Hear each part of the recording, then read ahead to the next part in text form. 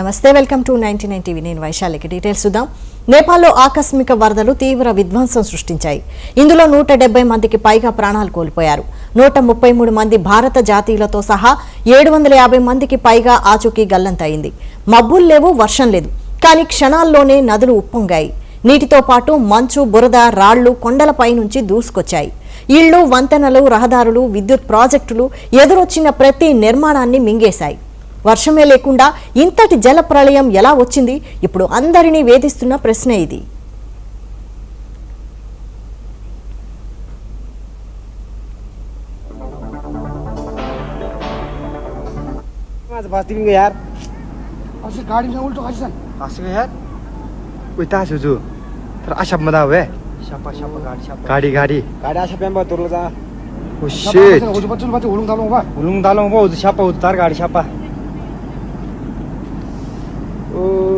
Taso ba?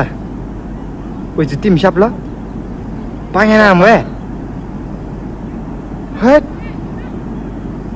Woi. Whoa. Nepal Tibet సరిహద్దులో బుధవారం ఉదయం ఊహించని విపత్తు సంభవించింది. రస్వా ప్రాంతంలో భోటెకోసి నది, దాని ఉపనది లెహెండే కోలా ఒక్కసారిగా ఉగ్రరూపం దాల్చాయి. క్షణాల్లోనే నీరు, బురద, మంచు, రాళ్లతో కూడిన భారీ ప్రవాహం దిగువ ప్రాంతాలపై విరుచుకుపడింది. త్రిశూలి నదిలో నీటి మట్టం కేవలం అరగంటలో దాదాపు 9 మీటర్లు, అంటే 27 నుంచి 30 అడుగుల వరకు పెరిగినట్లు హైడ్రాలజికల్ పరిశీలనలు వెల్లడించాయి. ప్రజలు ఏం జరుగుతుందో అర్థం చేసుకునే లోపే వరద గ్రామాలను చుట్టుముట్టింది. ఇళ్లు, వాహనాలు, వంతెనలు కొట్టుకుపోయాయి. రహదారులు తెగిపోయాయి.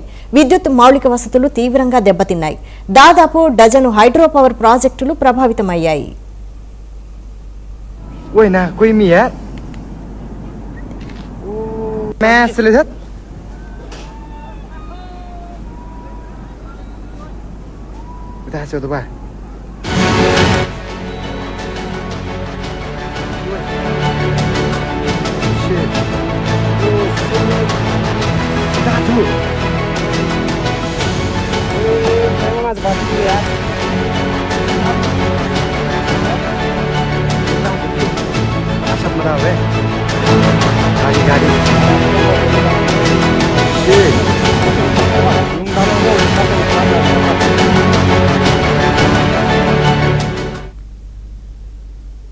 ఇక ఈ విపత్తులో భారతీయుల పరిస్థితి ఆందోళనకరంగా మారింది. కైలాస్ మానస్ సరోవర్ యాత్రకు వెళ్లిన పలువురు భారతీయులు వరద ప్రభావిత ప్రాంతాల్లో చిక్కుకున్నారు.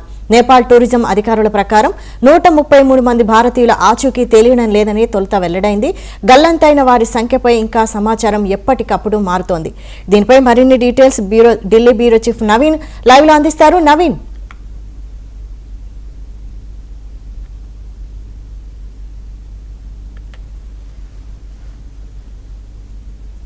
కొనసాగుతూనే ఉన్నాయి. ప్రస్తుతానికి నేపాల్లో దాదాపు 12 హెలికాప్టర్ల ద్వారా సహాయక చర్యలు అనేది కొనసాగుతున్నటువంటి పరిస్థితి.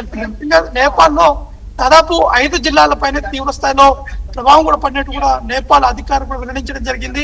దాదాపు 200 మంది వరకు కూడా భారతీయులు నేపాల్లో పర్యటన కూడా వెళ్ళినటువంటి సిచ్యువేషన్ నెలకొంది. దాదాపు 135 మంది ఇంకా గల్లంతైనట్టు కూడా మనకి సమాచారం అందుతుంది. వారి ఆచూకీ కోసం పూర్తి స్థాయిలో నేపాల్ సంబంధించినటువంటి ఆర్మీ టీమ్ తో పాటు భారత్ చెందినటువంటి కొంత రెస్క్యూ ఆపరేషన్ చేసేందుకు కూడా వారందరూ నేపాల్ కూడా వెళ్ళినటువంటి సిచ్యువేషన్ నెలకొంది. ఒకసారి మనం రిజల్ట్స్ కూడా చూడవచ్చు ఒక్కసారిగా ఏ విధంగా ఉంది. ఎప్పుడైతే ఆ ఫ్లడ్స్ వస్తున్నటువంటి వరదలు వస్తున్నటువంటి సమయంలో మాత్రం ఒక్కసారిగా అక్కడ ఉన్నటువంటి స్థానికులందరూ భయభ్రాంతులతోటి పరిగెత్తినటువంటి దృశ్యాలు కూడా కనిపిస్తున్నాయి. మరోవైపు కొంతమంది ఆ భయంతో కొంతమంది ఆ చెట్టెక్కి తాను రక్షించుకునేందుకు ఆ ప్రయత్నాలు కూడా చేసినటువంటి పరిస్థితి నెలకొంది. మరికొంతమంది ఆ ఇళ్లలోనే చిక్కుకొని మృతి చెందినటువంటి పరిస్థితి నెలకొంది. మరికొంతమంది యాత్రికులు అక్కడికి వెళ్లి యాత్రకు వెళ్ళినటువంటి సమయంలో ఒక్కసారిగా ఈ యొక్క వరదలు రావడంతో ఒక్కసారిగా వారందరూ భయభ్రాంతి గురైనటువంటి సిచ్యువేషన్ నెలకొంది. కొంతమంది అక్కడి నుంచి పరిగెత్తేందుకు ప్రయత్నం చేశారు. కొంతమంది ఆ వరదల్లో చిక్కుని చనిపోయినటువంటి పరిస్థితి నెలకొంది. ఇంకా వందలాది మంది వరకు కూడా ఇంకా గల్లంతైనట్టు కూడా మనకి సమాచారం అందుతుంది. కాబట్టి భారత ప్రభుత్వం ఎప్పటికప్పుడు అక్కడ ఉన్నటువంటి తాజా పరిణామాలు కావచ్చు, భారత్ ఇటు నేపాల్ కి కావాల్సినటువంటి సామాగ్రి ఇటు ఇంకా అనేక రూపాల్లో కూడా భారత్ పూర్తి స్థాయిలో సాయం చేసేందుకు సిద్ధంగా ఉన్నామని చెప్పేసి భారత ప్రభుత్వం కూడా ఒక ప్రకటన కూడా విడుదల కూడా చేయడం జరిగింది. అయితే నిన్న నేపాల్ లో ఈ యొక్క భారీ వరదలు వచ్చినటువంటి సమయంలో మాత్రం ఇటు భారత్ ప్రభుత్వం వెంటనే స్పందించారు. ఇటు భారత్ లో ఉన్నటువంటి నేపాల్ ఎంబసీ తోటి ఎప్పటికప్పుడు అక్కడ ఉన్నటువంటి తాజా పరిస్థితిని కూడా అడిగి తెలుసుకున్నారు. ముఖ్యంగా రెస్క్యూకి కావాల్సినటువంటి ఆర్మీ సిబ్బందితో పాటు దాదాపు భారత్ చెందినటువంటి 3 హెలికాప్టర్లు వెంటనే నేపాల్ కూడా పంపించినటువంటి పరిస్థితి దక్కింది. అందులో ఇటు సహాయక చర్యలకు కావాల్సినటువంటి సామాగ్రి కావచ్చు, అక్కడ వరదల్లో చిక్కుకున్నటువంటి వారి కోసం ఆహారం కావచ్చు, ఇంకా అనేక విధాలుగా భారత్ కూడా పూర్తి స్థాయిలో సాయం చేసేందుకు సిద్ధంగా ఉందని చెప్పేసి కూడా భారత ప్రభుత్వం ఒక ప్రకటన కూడా చెప్పడం జరిగింది. ఈ నేపథ్యంలోనే నేపాల్ లో ఉన్నటువంటి పరిస్థితిని ఎప్పటికప్పుడు భారత్ విదేశాంగ శాఖకు సంబంధించినటువంటి కార్యాలయంలో అక్కడ పరిస్థితిని కూడా సమీక్షిస్తున్నారు. కావాల్సినటువంటి సదుపాయాలు కావచ్చు, వైద్యం సంబంధించినటువంటి కిట్లు కావచ్చు, ఇంకా అదనపు వైద్యులు కూడా ఇటు భారత్ నుంచి నేపాల్ కి పంపించేందుకు కూడా భారత ప్రభుత్వం సిద్ధమవుతుంది కూడా మనకి స్పష్టంగా అర్థమవుతుంది. మరోవైపు ఆంధ్రప్రదేశ్, తెలంగాణ సంబంధించినటువంటి యాత్రికులు కూడా చాలా మంది అక్కడ చిక్కున్నట్టు సమాచారం ఉంటుంది. ఇటు డిఆర్టీఓ మాజీ చైర్మన్ సతీష్ రెడ్డి సంబంధించినటువంటి కొంత వివరాలు కూడా బయటకు రావడం జరిగింది. వారందరూ కూడా క్షేమంగా ఉన్నాము, ఎప్పుడైతే ఆ వరదలు వచ్చే గంట ముందే అక్కడి నుంచి బయటకు వచ్చామో మేమందరం కూడా దేవుని దయ వల్ల బతికి బయటకు వచ్చామని చెప్పేసి కూడా ఉన్నటువంటి భారత ఇటు తెలుగు యాత్రికులు కూడా చెప్తున్నటువంటి ఆ పరిస్థితి నెలకొంది. మరోవైపు ఇటు ఢిల్లీలో ఉన్నటువంటి ఆంధ్రప్రదేశ్ భవన్ కావచ్చు, తెలంగాణ భవన్, ఈ 2 భవన్ లో తెలుగు వారి కోసం కొంత ఒక టోల్ ఫ్రీ నెంబర్ కూడా ఏర్పాటు కూడా చేయడం జరిగింది. 3 అధికారులు కూడా ఏర్పాటు చేసి అక్కడ చిక్కున్నటువంటి వారందరినీ కూడా క్షేమంగా ఢిల్లీకి తీసుకొచ్చి ఢిల్లీ నుంచి వారి స్వస్థలకు పంపించేందుకు కూడా పూర్తి స్థాయిలో ఆంధ్రప్రదేశ్ కావచ్చు, తెలంగాణ ప్రభుత్వం ఈ 2 ప్రభుత్వాలు కూడా పూర్తి స్థాయిలో కసరత్తు కూడా చెప్పడం జరుగుతుంది. మరోవైపు ఈషా ఫౌండేషన్ సంబంధించినటువంటి కొంతమంది సభ్యులందరూ కూడా అక్కడ చిక్కున్నారు కూడా తెలుస్తుంది. వారి కోసం ఇంకా సహాయక చర్యలు అనేది కొనసాగుతున్నాయి. అనేక ప్రాంతాల్లో అక్కడ ఉన్నటువంటి ఆ బురదల్లో చిక్కున్నారు కాబట్టి కొంత రెస్క్యూ చేసేందుకు ఇబ్బంది అవుతుందని చెప్పేసి కూడా ప్రస్తుతానికి అక్కడ నేపాల్ ఉన్నటువంటి ఆర్మీతో పాటు రెస్క్యూ టీమ్స్ అందరూ కూడా ఈ అంశాన్ని ప్రస్తావిస్తున్నట్టు కూడా తెలుస్తుంది. మరికొంతమంది ఏదైతే లోయలో చిక్కున్నటువంటి వారందరూ కూడా పూర్తి స్థాయిలో ఆ ఇళ్ళని కూడా నిలమట్టం అయ్యాయి. ఆ ఇళ్ళన్ని కూడా బురదలో చిక్కున్నటువంటి పరిస్థితి నెలకొన్నాయి కాబట్టి అక్కడి నుంచి వారు రెస్క్యూ చేసేందుకు కొంత ఇబ్బంది ఎత్తుకుంది.